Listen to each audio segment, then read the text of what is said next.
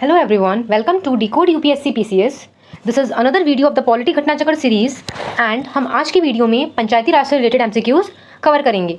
Already हम 2 parts के cover कर चुके हैं. Till question number 130 we have done and आज हम उसके आगे का स्टार्ट करते हैं. So the first question for today is which one of the following committees और commissions recommended the creation of nyaya panchayat. तो ये बोल रहे हैं कि न्याय पंचायत ये किसने रिकमेंड करा था. So you should remember this was recommended by Ashok Mehta committee. एक बार रिवाइज कर लेते हैं. बलवंत राय मेहता कमेटी ने 3 टियर की बात की थी.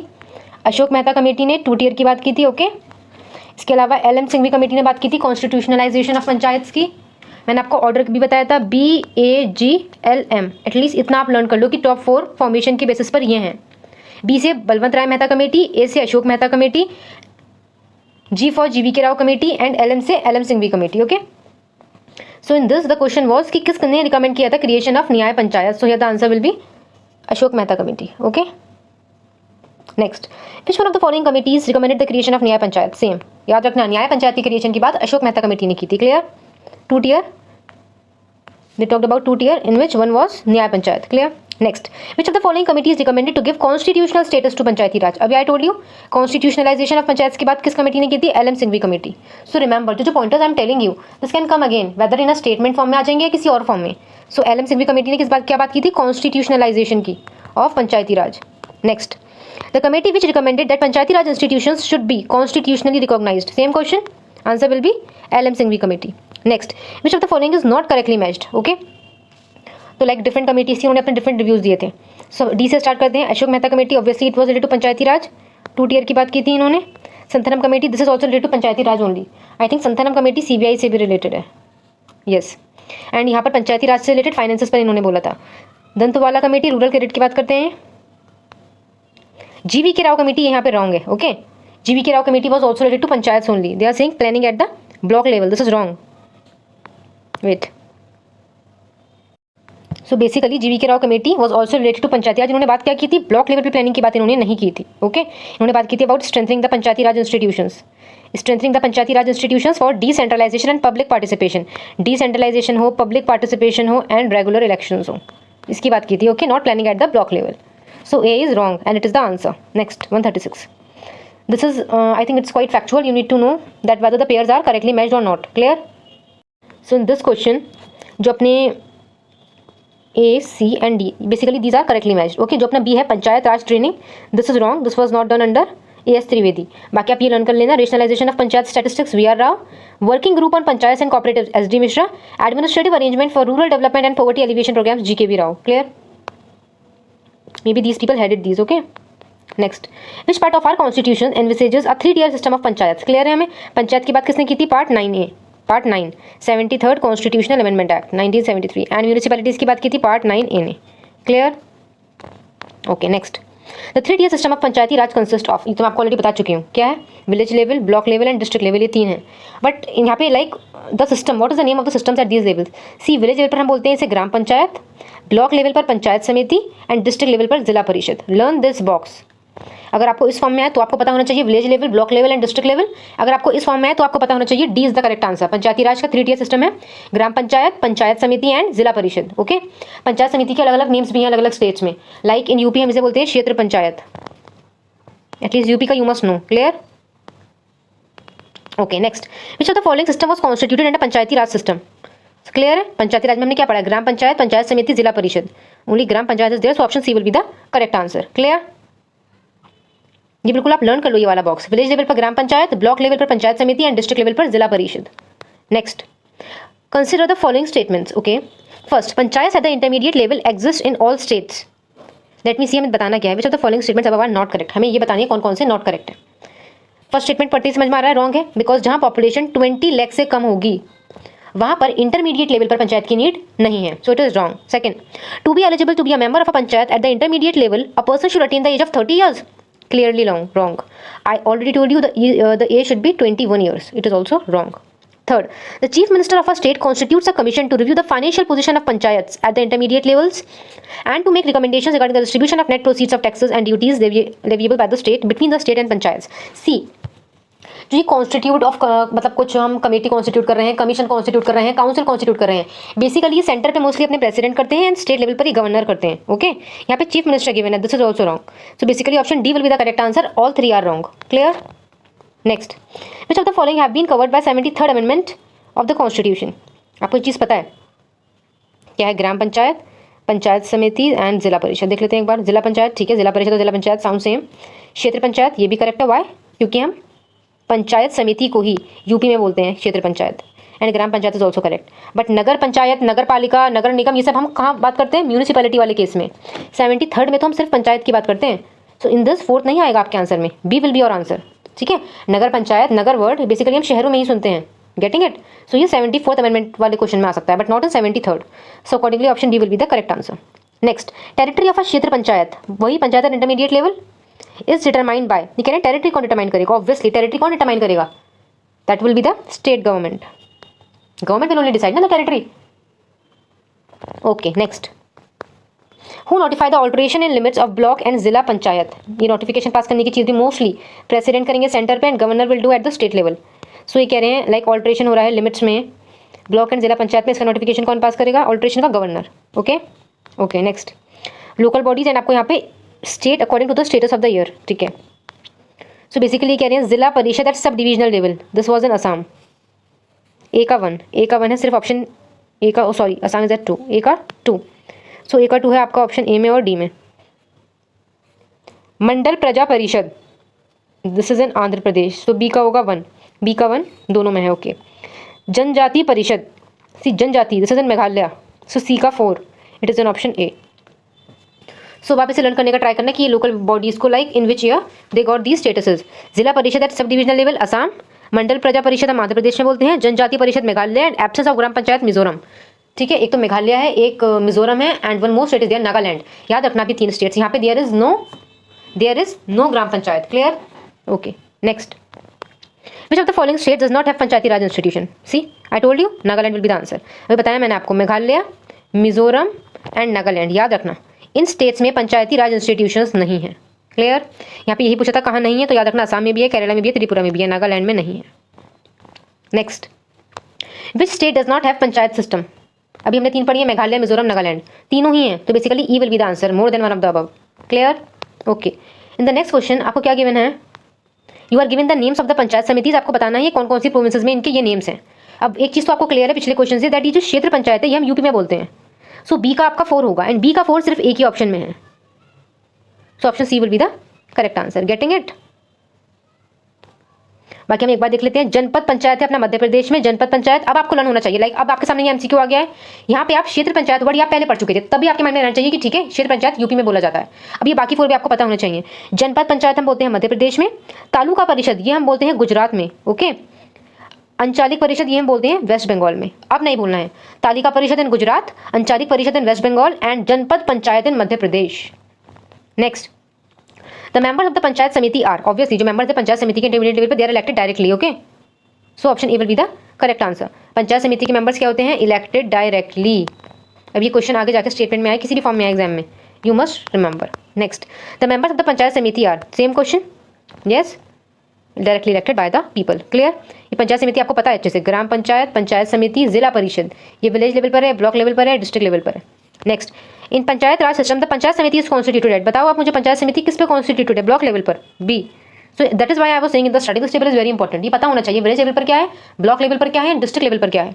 Next, which one of the following was established as the first programme of community development? तो कम्युनिटी डेवलपमेंट में I think more than 1 programmes were दिए, उसमें first was the national extension service. ठीक है, yes it is given here. Community development programme कब आया था? 1952 में। इसमें कौन कौन से हैं? नेशनल एक्सटेंशन फेज है, इंटेंसिव डेवलपमेंट है, पोस्ट इंटेंसिव डेवलपमेंट फेज है। क्लियर? तो इसका आंसर हो जाएगा B. Okay, next, at what level does a panchayat samiti operate at Panchayati Raj structure? पता है, अभी डिस्कस किया, ब्लॉक लेवल पर।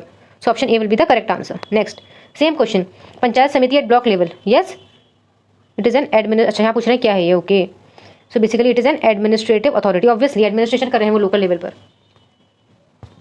बेसिकली ये काम क्या करती है? यहाँ पे है ग्राम पंचायत, यहाँ है पंचायत समिति, यहाँ है जिला परिषद। तो ये जिला परिषद भी बोल लो, जिला पंचायत बोल लो, तो बेसिकली कनेक्शन का काम करती है दोनों में। Clear? Next, a panchayat samiti eight the block level in India is only, वही चीज़ जो अभी पढ़ चुके हैं, एडमिनिस्ट्रेटिव अथॉरिटी। क्लियर? पंचायत समिति एक एडमिनिस्ट्रेटिव अथॉरिटी है। नेक्स्ट, चेयरमैन ऑफ अ जिला panchayat in UP is elected. ये कह रहे हैं जो जिला पंचायत है यूपी में, that is at the district level, वहाँ पे का जो चेयरमैन है वो कैसे इलेक्ट होता है? फर्स्ट है directly by the persons whose names appear in electoral rolls of Kshetra panchayat. This is wrong. By the members of Zila panchayat from among themselves, ये करेक्ट है। याद रखना कि जिला पंचायत का जो चेयरमैन है वो कैसे इलेक्ट होता है? जिला पंचायत के जो मेंबर्स इलेक्ट होकर आए हैं यही अपने आप में से एक को चेयरमैन बना देते हैं। तो ये लर्न करना, okay. C and D is not, both are wrong. By SC ST members, the members of जिला panchayat belong to OBC, wrong. Only option B will be the correct answer, two only. Two only मैं आपको बता चुकी हूँ कि जिला पंचायत के members जो हैं वही अपने आपस में इलेक्ट कर देंगे एक को chairman. Next, if the president of Zila panchayat is suspended what will happen? Obviously अगर एक इंसान सस्पेंड हो रहा है तो वहाँ पे, क्योंकि वहाँ पर ऑलरेडी मौजूद लोग जो थे उन्होंने चेयरमैन बनाया था, अभी सस्पेंड हो जाएगा तो ऑब्वियसली वही आपस में दोबारा से इलेक्ट कर लेंगे टेम्पोररीली। तो option D will be the correct answer, the members will elect president temporarily. Next, which of the following are the standing committees of Zila panchayat of Madhya Pradesh? See MPPC से पूछा गया है, इसका आंसर है ऑल, ओके। ऐसे जब ऐसे क्वेश्चन आते हैं जो हमने इतनी डिटेल में नहीं पढ़े होते तब हमसे पूछते हैं कि इनमें से कौन सा ऐसा हुआ है, कौन सी कमेटी रही होगी, या कौन सा एक क्वेश्चन आया था हमारा UPSC में आया था आई थिंक, कि इनमें से कौन से फैक्टर्स हैं, 3 गिवन थे जिन्होंने एजुकेशन को इंडिया में इंक्रीज करा या प्रोमिनेंट करा है ड्यूरिंग ब्रिटिश टाइम। तो दो 3 statements were new to many of the students, जो हमने नहीं सुनी है, ठीक है, एक आध की हम बात पढ़ते हैं, but just because that was written we must know कि ये आ सकता है ऑप्शन में, ये लिखा हुआ है, मे बी ऐसा हो इसने लिखा है ऑप्शन में। So with that logic may be सारी कमेटीज हों, हम ऑल ऑप्शन के साथ जाएंगे। Next, what is not legal? ये कह रहे हैं इसमें से क्या लीगल नहीं है। ऑप्शंस पढ़ते हैं। An MLA who is the ex official member of Janpad panchayat can nominate representatives to participate in the meeting. This is legal, MLA can nominate, okay, so this is correct. हमें बताने क्या लीगल नहीं है। A member of Lok Sabha who is the ex official member of Zila panchayat can nominate representative to participate in the meeting. Same चीज़ MP आ जाएगा यहाँ पे, ऊपर MLA था नीचे ये MP हो गया, so it will also be correct. A member of Rajya Sabha who is the ex-officio member of Zilla Panchayat can nominate representatives to participate. Yes, he can also nominate. D. A woman sarpanch can nominate her husband to participate in the meeting of Gram Panchayat and Janpad Panchayat. This is wrong. कोई women sarpanch के पास ऐसा कोई right नहीं होता कि वो अपने husband को नॉमिनेट कर। दिस इज इलीगल एंड यही अपना आंसर है। Clear? Okay, next, the 73rd amendment of Indian constitution provides, अब तक तो रट जाना चाहिए। First time of panchayati raj, removal of administrative control over panchayat, ऐसा कुछ नहीं है। Changing of laws regarding elections of panchayat, no, panchayat थे ही नहीं था, मतलब कॉन्स्टिट्यूशनल स्टेटस ही नहीं था। Making panchayat elections mandatory and equivalent to the polls of Lok Sabha and legislative assembly, yes. इसका इनडायरेक्टली मतलब क्या हुआ? कॉन्स्टिट्यूशनल स्टेटस दे दिया है। अगर स्टेट लेवल पर, सेंट्रल लेवल पर इलेक्शंस हो रहे हैं तो अब पंचायत लेवल पर भी होंगे, because it is constitutionalised. So option D will be the correct answer. And आप याद रखना कि जो इलेक्शन कमीशन है, स्टेट इलेक्शन कमीशन, यह है आर्टिकल 243K में, please remember, and finance commission है 243I में। ये दोनों बिल्कुल याद होने चाहिए, okay. Next, which of the following is not true about local governance in India? First, there is no separate category of local governance in the federal system of Indian constitution. यही wrong है। क्यों नहीं है भाई? Separate local governance है, part 9 है, part 9A है, हमने ऐड किया है अमेंडमेंट करके। First statement is only wrong, okay, और यही आपका आंसर है, क्योंकि ये बोल रहे हैं कोई सेपरेट कैटेगरी नहीं है, बट हमारी सेपरेट कैटेगरीज बन चुकी हैं। Next, consider the following functions of the state election commission and select the correct answer using the code given below. Okay, first prepares the, हमें बताना है स्टेट इलेक्शन कमीशन के काम, okay. Prepares the electoral rolls for panchayat and municipality elections in the state, correct. Panchayat and municipalities के election का काम है बस इनका। ये मत सोचना स्टेट लेवल के इलेक्शन भी स्टेट इलेक्शन कमीशन करेगा, नो, वो अपना इलेक्शन कमीशन ऑफ इंडिया करता है स्टेट लेवल के elections, remember. Next, conduct elections for panchayat and municipalities, correct, conduct भी यही कराते हैं एंड इलेक्टोरल रोल भी यही प्रिपेयर करते हैं पंचायत एंड म्यूनिसिपैलिटीज के इलेक्शन के लिए। कौन? State election commission. आर्टिकल बता चुकी हूँ मैं, 243K। Next, conduct elections for other bodies in addition to the panchayat and municipalities in according with the directions given by the governor, no, this is wrong. इसके अलावा they are not mandated to do any other, to conduct any other elections for any other body. Prepares the electoral rules and conducts as assigned by election commission of India, wrong. Election commission can not order the state election commission की आप electoral roll बनाओ, they have a different function, उनका jurisdiction अलग है, इनका jurisdiction अलग है। तो सिर्फ स्टेटमेंट 1 and 2 करेक्ट है। Clear? Next question, in which article provision for superintendence direction and control to the conduct of all elections to the municipalities in Chhattisgarh, okay, तो ये वाली चीज़ आप याद रखना कि आर्टिकल 243ZA, आर्टिकल 243ZA ये क्या बात करता है? Superintendence direction and control of the preparation of electoral rolls and the conduct of election to the municipality shall be vested. ये इलेक्शन कमीशन का आर्टिकल तो अपना ये है 243K, बट आर्टिकल 243ZA क्या बात करता है? Superintendence direction and control of elections. ये जो पावर है ये है आर्टिकल 243ZA में। क्लियर और not? Next, all elections of the panchayat are conducted by, panchayat के election state election commission. Clear? Municipalities के इलेक्शन वो भी state election commission. Next, the superintendence direction and control of all elections to the panchayat are vested in, वही same question, panchayat की बात कर रहे हैं तो state election commission. Okay, next question, for election to the panchayat state election commissioner will be appointed by governor. हमें पता है जब हमारे सेंट्रल पे प्रेसिडेंट अपॉइंट करते हैं तो स्टेट लेवल पे गवर्नर अपॉइंट करेगा। Clear? Okay, next, which article under which article the state election commission operates the election of urban local bodies. पता है, अभी बताया मैंने, स्टेट इलेक्शन कमीशन आर्टिकल 243 के। Option A will be the correct answer. Next, consider the following statements regarding the state election commission of Rajasthan. The state election commission Rajasthan was constituted in December 1994. Okay, it has a secretary who is also the chief electoral officer for the state.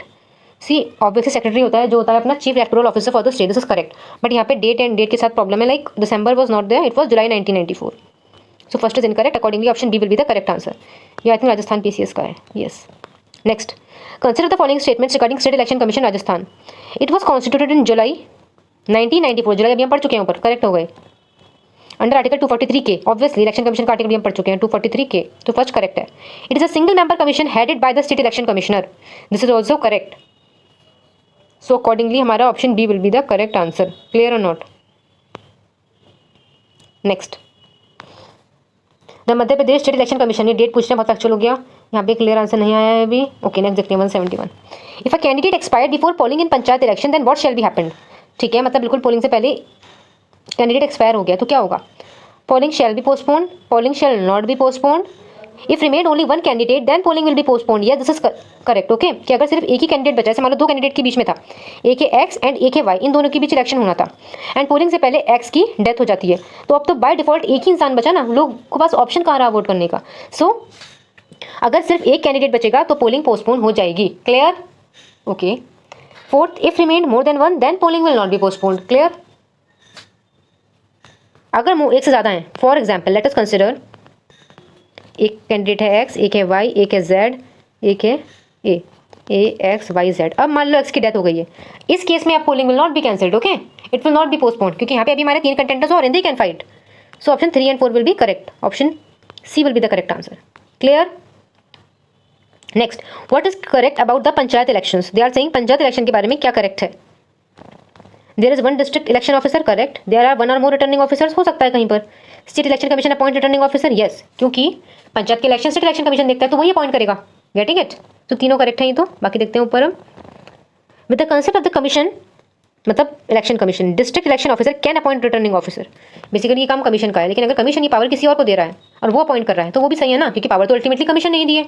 So it is also correct. Next, Naib Tehsildar may be the returning officer for Janpad panchayat. May be already neutralise कर रहा है statement को, correct. Naib Tehsildar may be returning officer for Gram panchayat, this is also correct. Naib Tehsildar हो सकता है किसके लिए? ग्राम पंचायत के लिए। Okay, then Naib Tehsildar may be returning officer for Zila panchayat, no, दो जगह कैसे होगा, सिर्फ ग्राम पंचायत में है। 7th will be the incorrect one, बाकी सारे आपके करेक्ट हैं। सो अकॉर्डिंगली आपका option A will be the correct answer. Clear? Next, which statement is correct about Panchayati Raj. पहले में कह रहे हैं,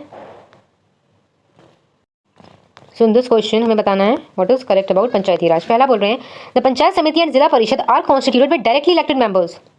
सी दिस इज रॉन्ग। अगर मैं बात करूँ, सबसे ऊपर होता है अपना जिला परिषद, यहाँ होती है पंचायत समिति, फिर यहाँ होती है ग्राम पंचायत, ऐसे ही अपना 3 tier structure. Yes, and zila परिषद में जो होते हैं, ऑब्वियसली आपने पढ़ा है कि इसमें एक्स ऑफिशियल मेंबर्स होते हैं, चेयरपर्सन होते हैं। जो पंचायत समिति है इसका चेयरपर्सन भी होगा इसमें, right.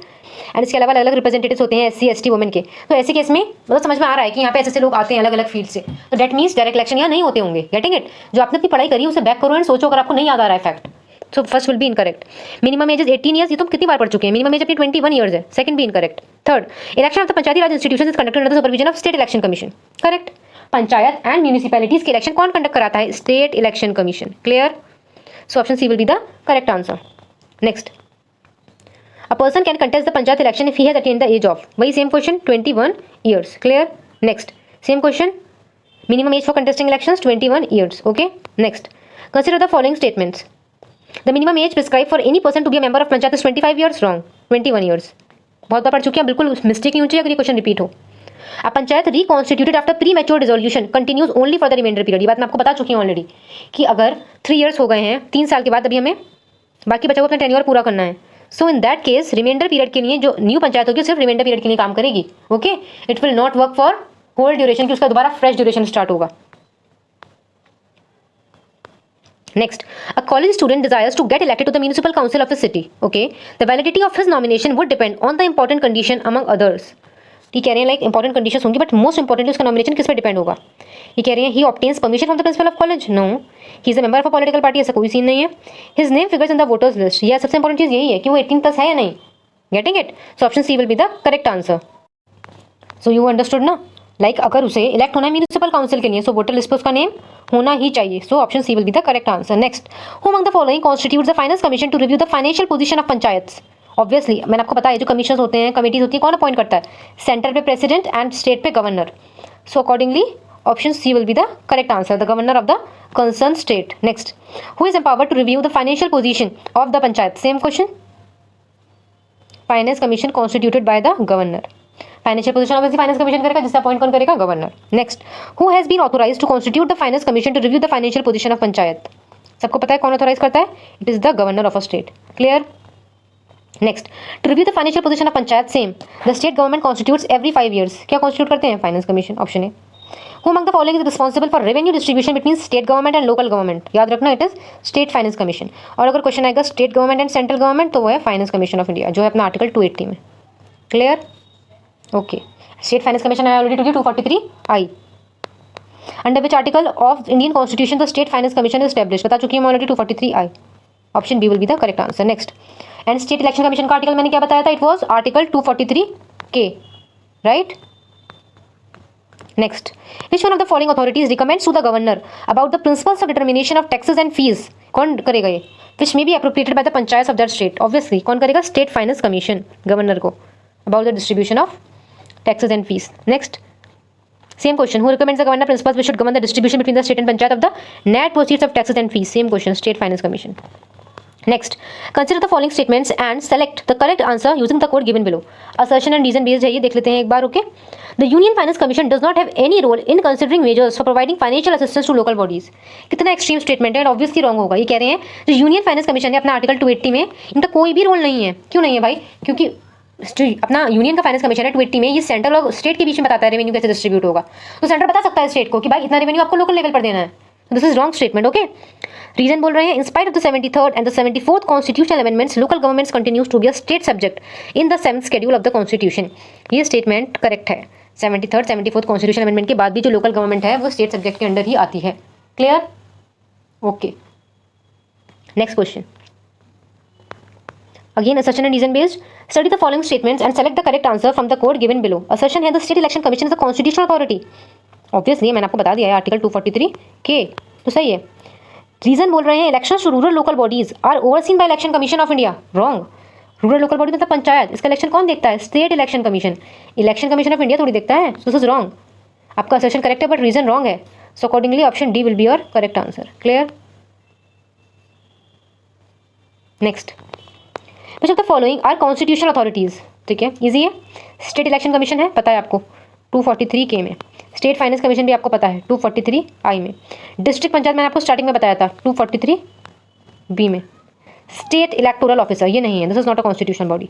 So option B will be the correct answer. 1, 2 and 3 only constitutional authorities हैं।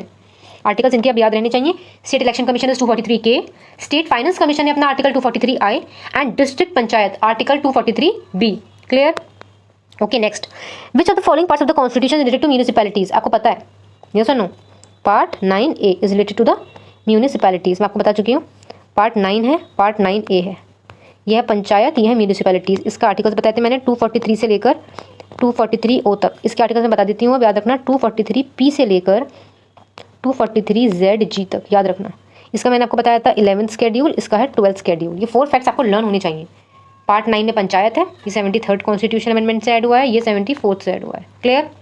Part 9 73rd constitution amendment act, panchayat, इसने 11th शेड्यूल ऐड करा। इसके आर्टिकल्स हैं आर्टिकल 243 टू 243O। ठीक है, फिर मैं म्यूनिसिपैलिटीज़ की बात करूँ, ये है आर्टिकल क्या 9, सॉरी पार्ट है इसका 9A, शेड्यूल है इसका 12, 74th अमेंडमेंट से आया है। म्यूनिसिपैलिटीज़ के इसके अंडर है एंड अपने आर्टिकल्स हैं 243P to 243ZG। Note it down somewhere if it is like if you having a problem in recalling. Let us see the question. इसका आंसर हो गया अपना D, part 9A। Clear? Next, which of the following statements regarding the 74th amendment of the constitution of India are correct? It provides the insertion of a new schedule, अभी बताया हमने, 12th schedule add होता है तो correct है। It restructures the working of municipalities, obviously correct. It provides reservation of seats of women in municipalities, yes it do provide. Okay, जब पंचायत में है तो यहाँ पर भी है। It is applicable only to some specified states, wrong, सब हर जगह है। म्यूनिसिपैलिटीज़ हर अर्बन एरिया में होंगी।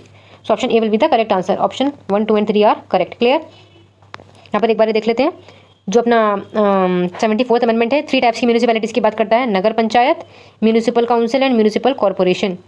हाईएस्ट लेवल पे है म्यूनिसिपल कॉर्पोरेशन, देन आएगा अपना म्यूनिसिपल काउंसिल, देन आएगा अपना नगर पंचायत। क्लियर और नॉट। इसका ड्यूरेशन 5 ईयर से आप लर्न करना। ओके। एंड जो भी रिजर्वेशन की बात हो रही थी वुमेन के SC ST के, ये कौन से आर्टिकल में गिवन है? आर्टिकल 243T में। क्लियर और not. Okay. And it is applicable in all states. Reservation 243T। ठीक है। Which of the following constitutional amendment acts accorded constitutional status to municipalities? 74th same question, 74th same question, 74th।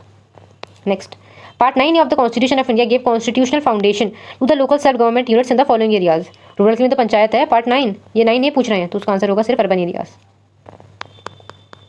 With reference to the municipalities, which of the following statements is or are correct? देखते हैं। Eligible age to be a member of municipality is 25 years. Wrong. Panchayat की भी 21 थी, इनकी भी 21 होगी, so ये wrong हो गया। 1/3 of total number of seats to be filled by direct election in the municipalities is reserved for women. Yes, 1/3 तो है reserved for women. So option C will be the correct answer. Only 2 C पे given है। Please in UPPCS वो option placement से बहुत खेलता है UPPCS। Okay, तो आप ये मत सोचना A पे होगा only 1, B पे होगा only 2, C पे होगा both, ऐसा कुछ नहीं है यहाँ पर। यहाँ पे only 2 C ऑप्शन पे गिवन है, and that is the correct answer. Okay.